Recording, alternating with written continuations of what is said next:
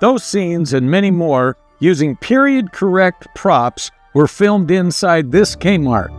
Hi, and welcome back to Our Side of the Story. I'm J.B. Holbert, and this channel is all about storytelling, whether it's books, screenplays, or film from our side of the story. In this video, we're going to show you how we added props to our movies, Hazel and Medora, to bring them to life. Our movies are true stories that took place in two different time periods in rural North Dakota. Medora, Empress of the Badlands, the story of the Marquis de Moore, a French aristocrat that came to the wilds of western North Dakota Badlands to start a cattle empire.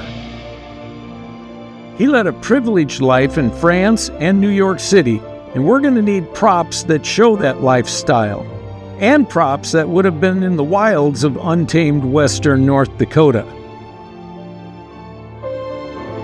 Hazel, the story of a brave girl that saved her siblings in a horrific blizzard, is set in 1920 North Dakota. Hazel's family were poor farmers trying to scratch out a living in this tough environment. The props for their home will have to show their meager means of day-to-day life. There are vast differences in the social classes of our lead characters. Also, the differences in the other players in these stories. The props will be a major element in the telling of their stories. The term prop covers all types of items, from things as small as a tomato and a carrot, to furniture, to horse-drawn wagons. Meet Bren Bolsario, our prop master and lead set dresser. She had lots of jobs and kept her constantly running around our sets, making sure the correct prop was in the correct place. Bren's work started long before filming. She studied the time periods and learned what would commonly be in a poor farmhouse in North Dakota and what would be in an elegant New York apartment. This included everything from floor covering to furniture, to paintings and decorations on the wall, correct mementos that might be lying about the rooms, to functional items like tools and cookware.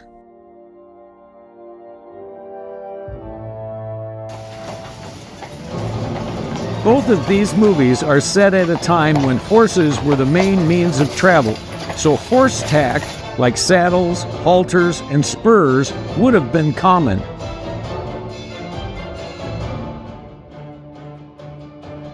So how do you get props for a movie? If you're in Hollywood, you go to a prop rental house, spend thousands of dollars, even millions of dollars, and get what you need. If you're in North Dakota, where we are, you go on a giant scavenger hunt. We put out the word with all of our friends and family that we were looking for all kinds of antiques. Many wonderful people in North Dakota were willing to loan valuable antiques and family heirlooms to us for making our movies. It became Kaylee's very important job to track where we got the prop pieces from so we could return them to their rightful owners when we were done filming. One surprising source of amazing props were the museums of our state. Our Hazel story is a true story that took place in Oliver County, North Dakota.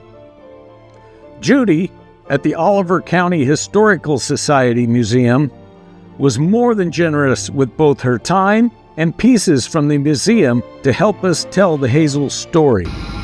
We just pulled up to center, to the town Historical Society. It's 31 below zero, actual temperature.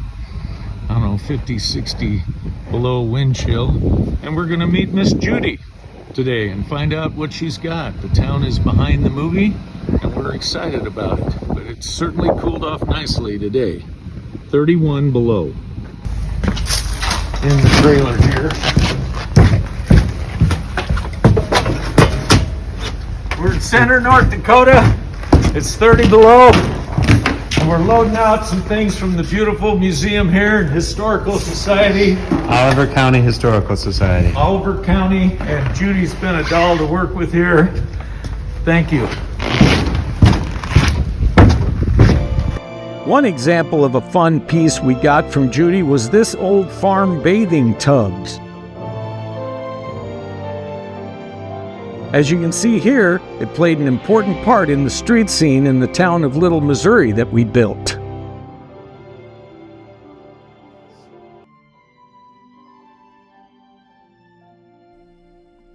Kathy, at the Lewis and Clark Museum in Alexander, North Dakota, loaned us many pieces that helped us decorate the rooms in the sets we had built.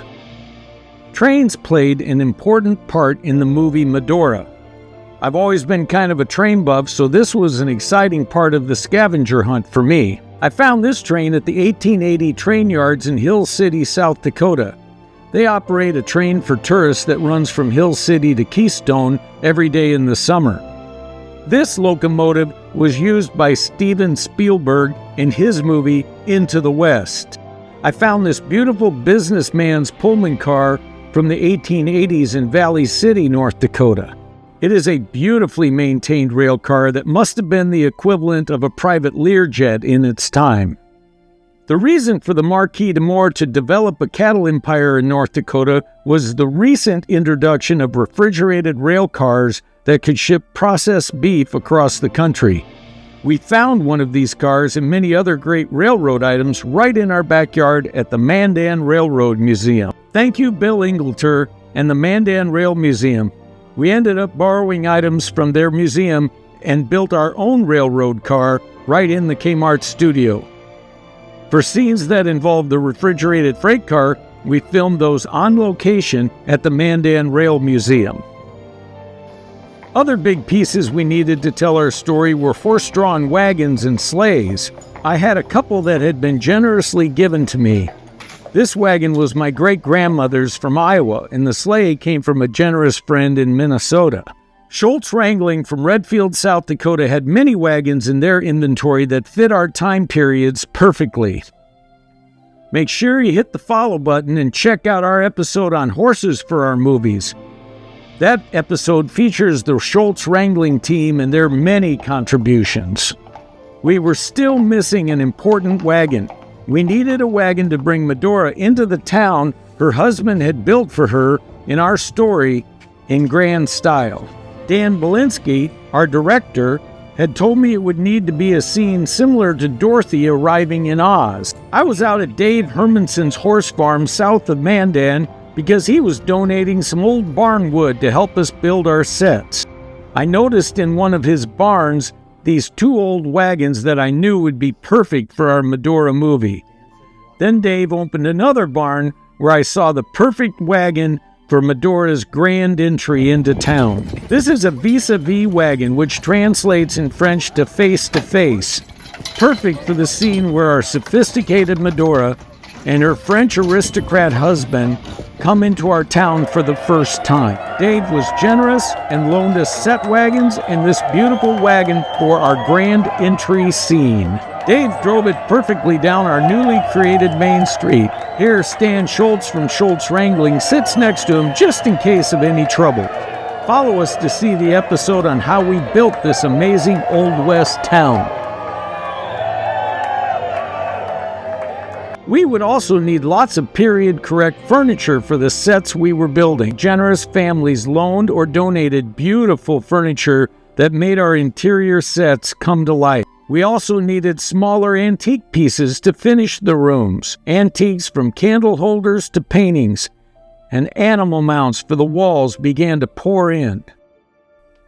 From things as small as letters in the desk having the period-correct stamps, to filling the Marquis' office with items that would have filled a businessman's office in that day, props played a critical role in giving our movie a sense of authenticity.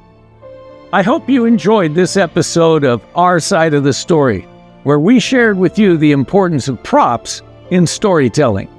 Please follow us so you don't miss any of the episodes on how we make great movies far from the studios of Hollywood and New York. Check out the upcoming video where I interview Bryn, our prop master, and she tells her side of the story of acquiring, organizing, and using props.